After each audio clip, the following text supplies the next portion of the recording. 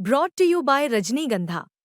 यूं ही नहीं ताज ताज बन जाता है, शिल्पकारों का हुनर और चुनिंदा संगमरमर ताज को नायाब बनाते हैं। कुछ ऐसे ही चुनिंदा जगहों से बस खास ही चुनकर लाता हूँ। कतरे कतरे को मैं हीरे सा परखता हूँ। यूं ही नहीं मैं रजनीगंधा बन जाता हूँ।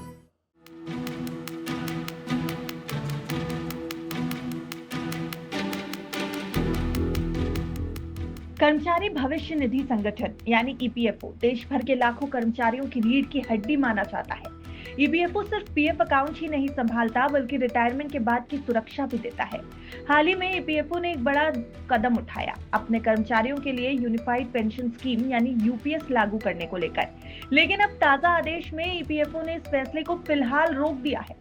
इस वीडियो में हम आपको बताएंगे कि आखिर ईपीएफओ ने क्यों यूपीएस पर रोक लगाई, कर्मचारियों और रिटायर्ड स्टाफ पर इसका क्या असर होगा और आगे का रास्ता क्या हो सकता है। देखिए, ईपीएफओ की ओर से हाल ही में एक ऑफिस ऑर्डर जारी किया गया जिसमें कहा गया कि यूनिफाइड पेंशन स्कीम यानी यूपीएस के लागू होने का मामला अभी विचाराधीन है।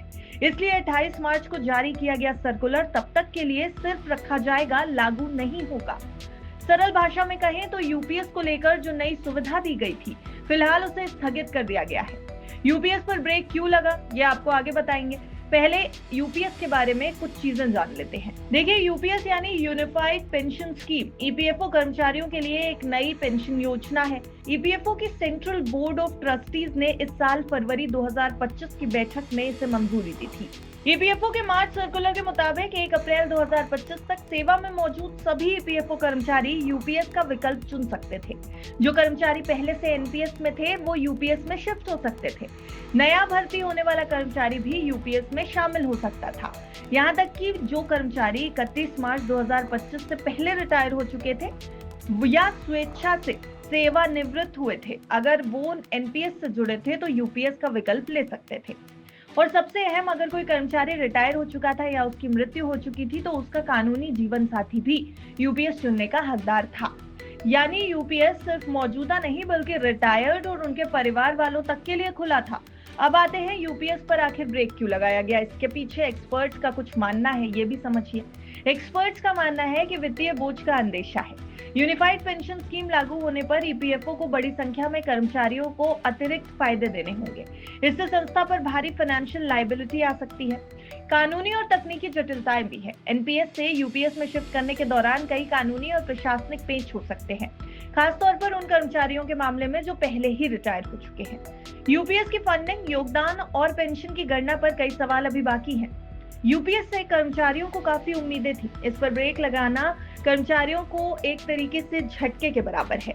यहाँ एक और सवाल उठता है कि आखिर कर्मचारी एनपीएस से हटकर यूपीएस क्यों चाहते हैं। एनपीएस यानी नेशनल पेंशन सिस्टम निवेश आधारित है। इसमें पेंशन का पैसा शेयर और बॉन्ड में लगाया जाता है और रिटर्न उस निवेश पर निर्भर करता है। यानी ये मार्केट लिंक्ड होता है और तयशुदा पेंशन की गारंटी नहीं होती। दूसरी ओर यूपीएस को इस तरह डिजाइन किया गया था कि कर्मचारियों को एक यूनिफाइड और सुरक्षित पेंशन मिले, मतलब भविष्य में अनिश्चितता कम हो। यही वजह है कि बहुत से कर्मचारियों की उम्मीदें यूपीएस से जुड़ी हुई थी। पेंशन का मुद्दा हमेशा से संवेदनशील रहा है। एनपीएस बनाम पुरानी पेंशन योजना यानी ओल्ड पेंशन स्कीम, जिसे हम और आप आमतौर पर ओपीएस कहते हैं, इसको लेकर बहस पहले से चल रही है।